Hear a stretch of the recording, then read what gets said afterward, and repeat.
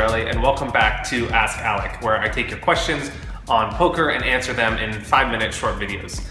Today's question comes from James G, who asks, how important is poker etiquette? And does poker etiquette affect your ability to play, or what things should I be concerned about at the table?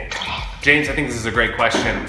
And I think there is a lot of situations where etiquette at the table actually helps. Not only is it a nice thing to do, makes you more pleasant to play with, makes you more fun to be around, and it's a good sort of service that you should have as potentially a professional to your customers, essentially the people that you're playing poker with. But it also helps you, more selfishly, it also helps you win more money, I believe, when you have good etiquette at the table and you do things that keep the game fun and pleasant for the people around you.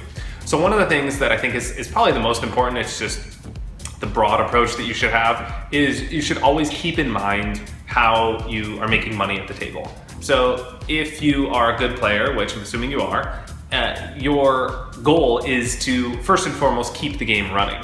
You have to realize, even though it might sound obvious now, that you cannot make money even if you are a losing player, you cannot play the game of poker if there is no game to play with.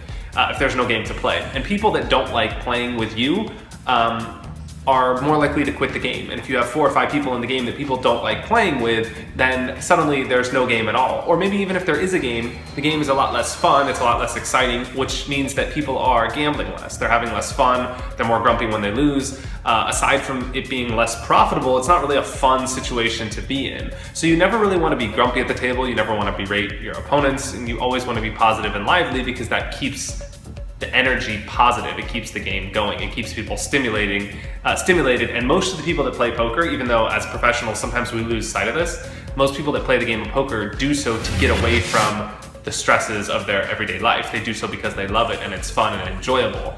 And so if they don't have that environment at the table, it's really a shame.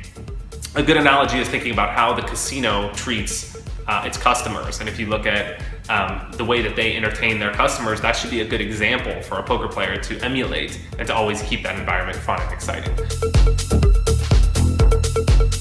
So things that you don't want to do are, little things like ask to see the person's hand that mucked. Yes, you're going to get information about them, but unless it's like a situation where you can get away with it, I generally feel like this is very rare. As a default, you shouldn't really be asking to see their hand. It could, stir them the wrong way. It could cause them to leave. They get frustrated.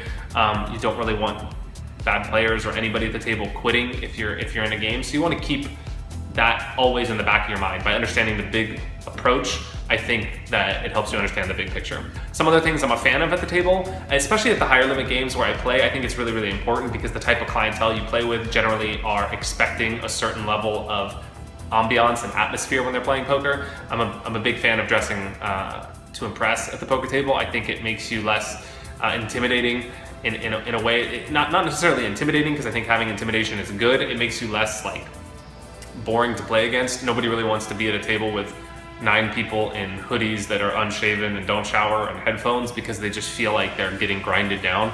And that's not really a fun atmosphere to be around, especially if you're playing bigger limit games where the people that you're playing with are likely, well-off businessmen. They probably like that environment of luxury, especially if they're playing in a nice, posh casino.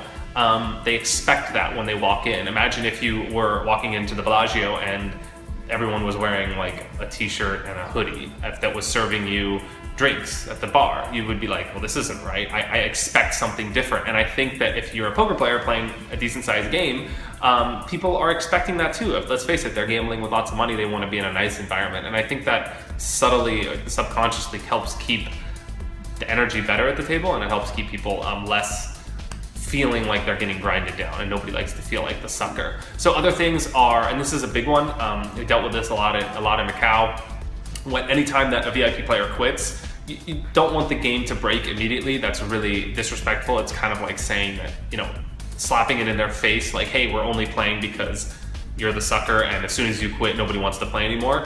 That's a really terrible way to treat your customers. Nobody wants to feel like they're the sucker in anything in life, especially the successful businessman that generally does well at everything he doesn't want to come to the table and feel like a fish. So I think that you can be respectful and not just overtly slap it in their face, or not post the big line when someone quits. I think keeping the game going, even if it's slightly losing for you in the short term is just a classy, respectful thing to do. So I think all these things are sort of part of the same bigger picture, but when you keep in mind the broad scope of doing what's best for your customers and thinking about the picture in that way, I think that helps you identify what sort of things you should be focusing on.